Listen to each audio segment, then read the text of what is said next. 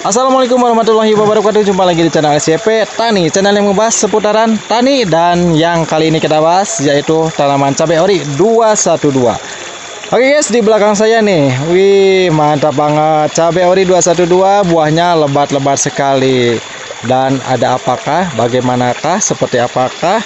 Nah, apakah rahasia pupuk supaya tanamannya seperti ini ya, subur-subur, lebat dan besar-besar buahnya? Kita akan langsung tanya saja ke narasumber kita yang ahli di bidangnya, yaitu Kang Ujang. Oke, jangan kemana-mana, tetap di SCP Tani.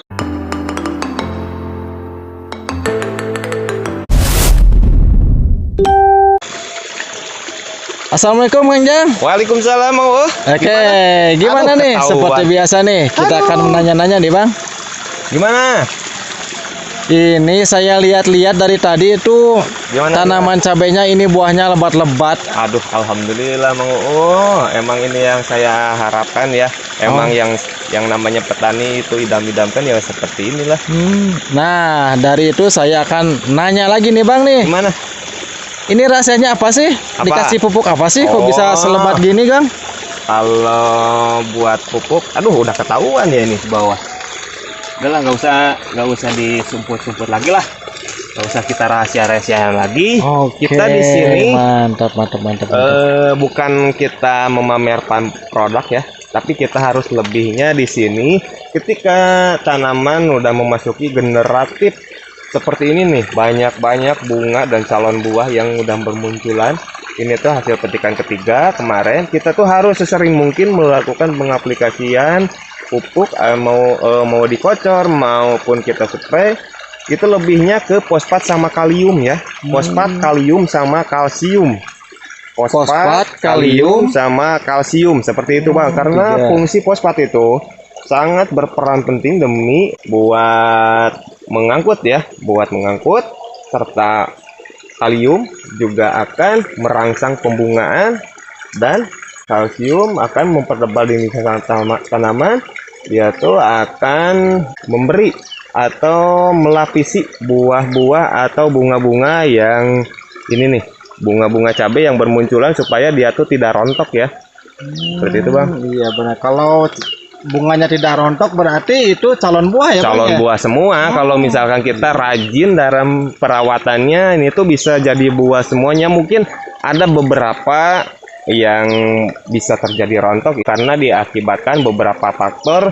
Satu, bisa diakibatkan karena intensitas cuaca atau curah hujan yang lebih tinggi, karena ketika air hujan nyiprat atau menabrak kuncup bunga di sini, otomatis dia tuh akan terpotek ya, akan patah dari pangkal sininya. Makanya dia tuh akan rapuh ketika terkena air hujan. Makanya di sini tuh kita harus segera mungkin atau sesering mungkin melakukan pengaplikasian menggunakan jenis kalsium demi mempertebal dinding sel tanaman atau memperkuat pangkal buah yang ada di sini nih ya.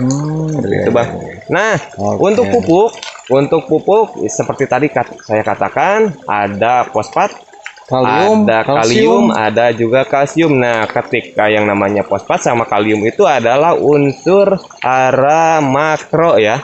Unsur hara makro itu seperti makanan wajib buat tanaman. Serta kalau misalkan kalsium itu mikro ya, masuknya yang namanya kalsium itu masuknya mikro. Nah, kita lihat di sini aja saja ya.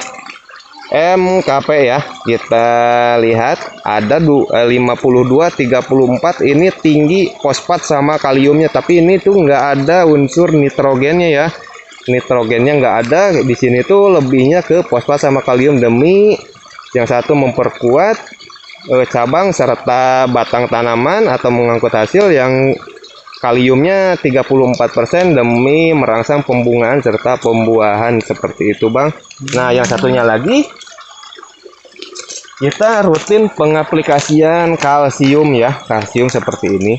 Nah, di sini juga terlihat ada jenis boron ya, boron, zinc, magnesium, kalsium serta CaO, kalsium karbonat. Ya, seperti itu, Bang. Boron itu sangat penting buat pembuahan ya, buat pembuahan. Zinc, magnesium juga serta menjaga siklus dari daun ya. Daun demi menjaga hijau daun, kalsium demi mempertebal dinding sel tanaman serta bisa menjaga kalau misalkan kita lakukan pengocoran menggunakan kalsium ini bisa menjaga pH tanah supaya tidak drop ya. Kita intikan di sini bukan terpaku sama pupuknya saja tapi kita harus lebih ke pH tanahnya dulu ya. pH tanah juga lebih penting di sini. Seperti itu, Bang. Jadi Bang, dari dua pupuk itu untuk cara peracikan atau gimana ya takarannya serta itu apakah disemprotkan apa dikocor? Nah, kalau yang ini sama yang ini bisa kita lakukan penyepraian, bisa kita lakukan juga dengan pengocoran ya. Pengocoran yang ini bisa kita kasih 3 sendok makan per 16 liter air. Yang ini juga kalau misalkan intensitas cuaca hujan seperti ini kita lakukan juga pengaplikasiannya 3 sendok makan juga. 3 sendok makan juga plus pestisida demi menjaga hama-hama biar tidak mau hinggap di area tanaman kita. Itu, Bang. Seperti itu. Ada lagi? Oke, kiranya ini sudah cukup Bang. Sudah cukup dipahami nih kira-kira nih para sahabat SCP Tani.